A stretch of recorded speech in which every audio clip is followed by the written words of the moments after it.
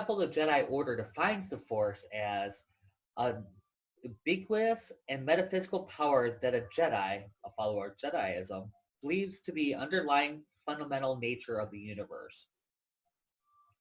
Now, I myself base my whole belief on Jediism in that way. You see, I've heard the Force called different things: source energy, source, the universe, even God, the Holy Spirit. All these could be defined as the Force. But for me, I like how the Tao actually describes it. See, I believe that the Tao and the Force are kind of the same. They're same energy, defined different ways. So Lao Tzu says anything that can be said to be the Force is not the Force. That which can be named cannot be the Force because it is limitless. Everything is the Force. You see, we are the Force. You and me. That which is between us, that is the Force. It's an energy that runs to us and through us. That is us.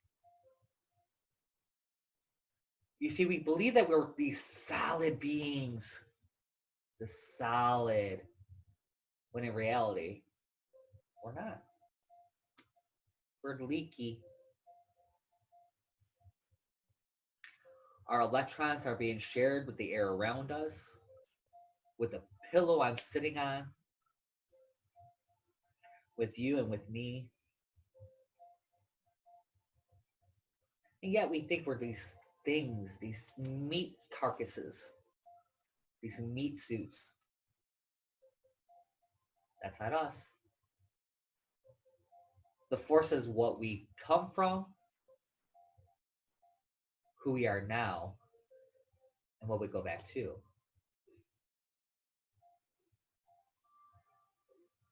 And I like to use an example of the bee and the dragonfly. You see, about 5 years ago now, my 16-year-old cousin passed away. Now, he was amazing, amazing human being that lived this life in joy and happiness and yellow. He was yellow. He is the color yellow more than anyone I've ever seen in my life. So he passed away, and everyone around him, everyone important to him, got some kind of yellow messenger. For his mother, it was a golden retriever that just stayed just out of reach, but showed up a couple days after he passed. For his girlfriend, it was a parakeet that sat on her windowsill. Very yellow parakeet. For my family, it was bees. So a couple days after he passed away, this swarm of bees showed up at my brother's house where we all went to stay for the funeral and the services and things like that. And that wouldn't necessarily be so strange, except that it was so high up. My brother lives on the second story above a landscaping business, and the garage is actually like 2.5 stories, and then he lives on top of that. So it's like the third story almost before he's there. And at the top of these stairs, just on the around the banister, was the swarm of bees. Anytime we walked out, there was these swarm of bees, and they followed us up and down these stairs. Never once stinging us, never once doing anything crazy. The strange thing is, that would be fine in of itself, but when I came back home, I was working in a restaurant, and in between my walls, all of a sudden was this swarm of bees that came out. I actually had to have the exterminator come out because these bees were just crazy. Like, I can't have that. I work in a restaurant, and there was this swarm of bees. They weren't there until the day I came home. Then I moved restaurants, and all of a sudden, I opened up a drawer on my first day, and there was a bee. Again, this wouldn't necessarily be all that crazy, except it was November by this point. You can't tell me that wasn't my cousin. Just being the trickster that he was.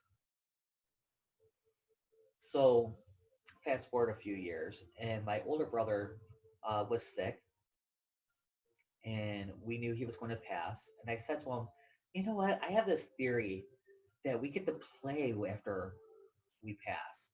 And we get to choose what we do in this life. And I said, can you do me a favor? If this is true, come to me as a dragonfly, because you remind me of the dragonfly. And he did. Green, fragile, glass wings.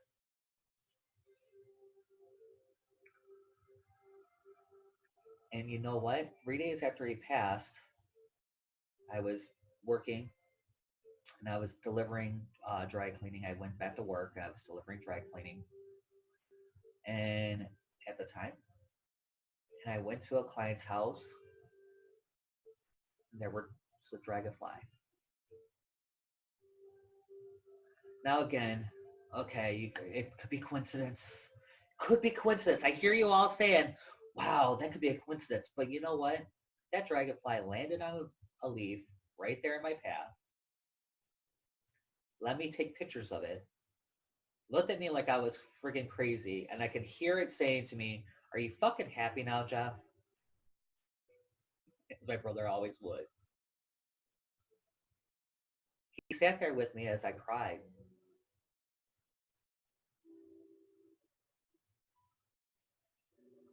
And when I finally was allowed that I was done and I had to go, it was almost as if he waved goodbye and flew away. Can't tell me that was my brother. And that is how I define the Force. It's what allows us to be in these bodies, allows us to think that we are these meat suits, allows us to experience everything that we are. It's what holds this universe together, our consciousness together.